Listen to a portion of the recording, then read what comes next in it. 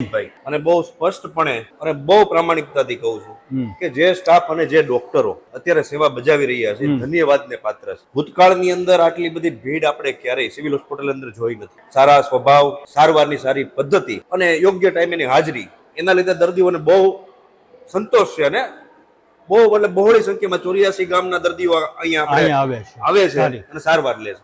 હવે સમાચાર મુજબ તમને ખબર જ છે, એક સાહેબ કાલ ગયા છે, એકનું આજે પૂરું થાય છે, 2 દિવસ પછી 12 મહિનાના જે કોન્ટ્રાક્ટ પર હોય એ સાહેબનું પ્રમ દિવસે પૂરું થાય છે. એટલે ટૂંકમાં એમ કહી શકાય કે ધારી સિવિલમાં ડોક્ટર વિહોણી સિવિલ થાય છે.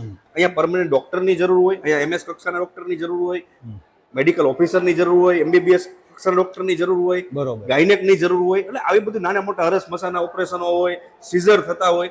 એટલે આમાં ડેપ્યુટેશન પર તમે કરવા જાવ તો આ પાછું રજળી પડે. ઘણા વર્ષો પછી આ સ્થિતિ સુધરી છે. સ્થિતિ સુધરી એનું ટોટલી જસ્ટ ડોક્ટરોને આપું.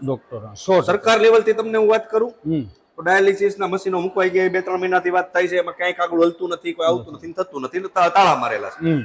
જયારે બન્યું ત્યારે વિકાસના નામે આટલું કરશું એવું કહી દીધું, પણ થયું નથી.